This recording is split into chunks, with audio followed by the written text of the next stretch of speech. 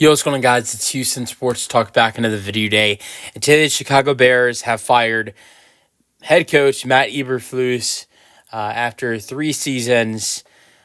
And the ending of that game yesterday was just absolute. It was disgusting. I've seen some bad endings, but I just for the Bears, they had the football game in their hands.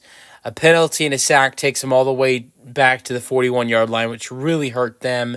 They were in about they were in the range of around 40-ish yarder. They were in Santos's range. The penalty and the penalty and also the sack took them out of field goal range, but after the sack, happened, obviously we all know what happened. They still had a timeout. There's 28 seconds on the clock. I understand not calling a timeout immediately right then. I'm not going to look I think for Eberflus not calling a timeout immediately, there's not a problem. But when the clock starts to go down and it gets to, the 17 area, maybe even when it gets to 13, that's where you got to start thinking about calling a timeout. When Caleb gets sacked immediately at 28 seconds, I understand not calling a timeout because that's your one timeout. If things don't work out, you need to stop the clock for a game tying field goal.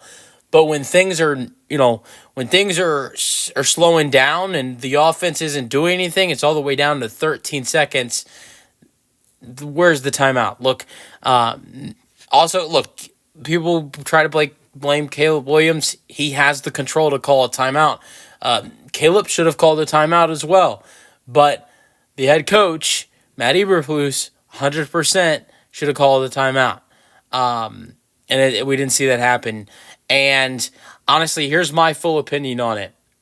That what we saw in that game yesterday, it was terrible.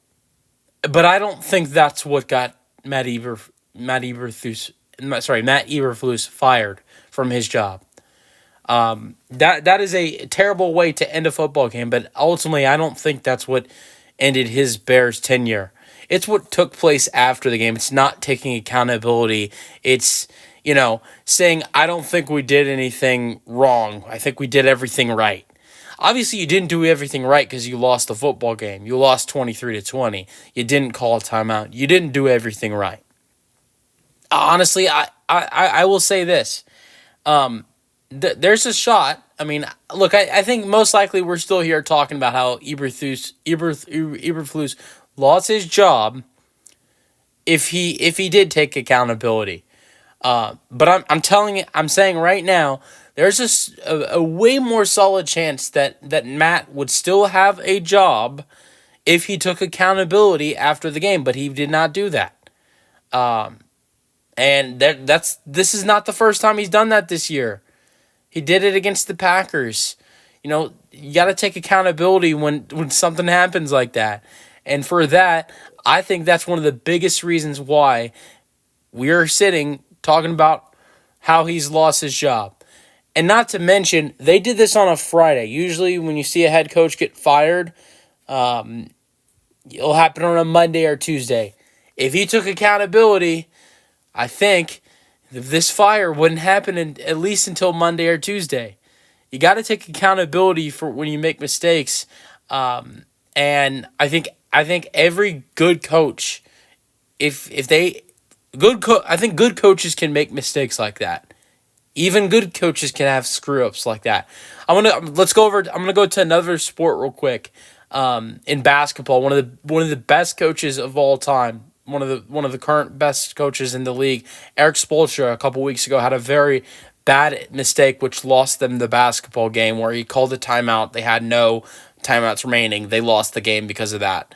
Because the other team will shoot a free throw if you try to call a timeout when you don't have a timeout. Should he lose his job because of that? No. But he did make a terrible mistake. And what happened after the game? He took accountability for his mistake. He apologized to the players, talked about how he was apologizing to the players, talked about how emotional he was after the game because of how bad he screwed up. Did we hear that from Matt after the game? No. He just all he would talk about was how he felt like they did everything right. And I think that's one of the biggest reasons why he no longer has a job. I'm excited for Caleb Williams to get a new head coach this next upcoming year in 2025. I'm interested to see who some of the top guys they'll be looking at. I think there's a really good chance they'll be looking at the guy that beat them yesterday and the Lions defensive coordinator. I know his last name is Glenn. But I think there's going to be a lot of candidates that Chicago's going to be looking at.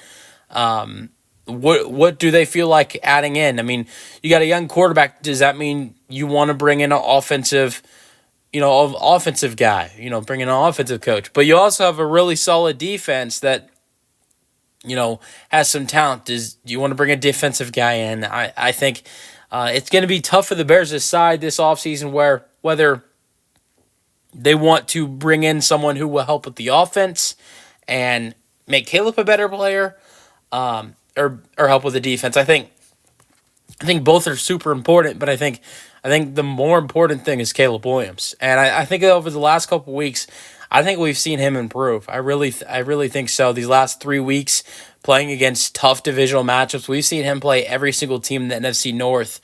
All 3 great teams, 3 of the best teams in football, the Lions, the Vikings, and the Packers.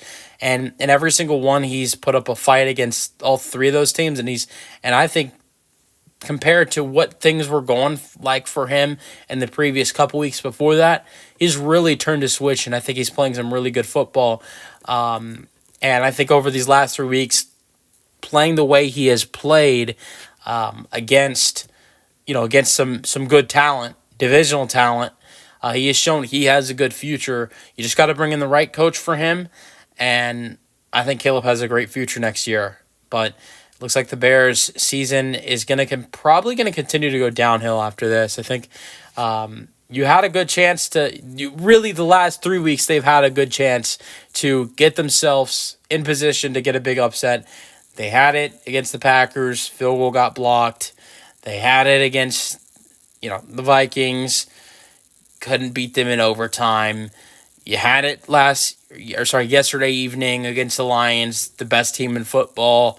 You couldn't call a timeout. So, I think the Bears, the way they've played over the last 3 weeks against 3 great teams, to me, I think they don't look like a 4-8 football team, but unfortunately, that's what they are because of the head coaching of Matt Eberflus. Maybe they can improve a little bit now that he's gone, but I don't think there's a shot of playoffs for them. So I guess that's the next season, Bears fans. I feel so bad. I mean, look, I can't really talk. I'm a Texans fan. We've had our troubles. But at the same time, I feel so bad for Bears fans. So let me know your thoughts on the Bears firing Matt Eberflus in the comment section, and peace out.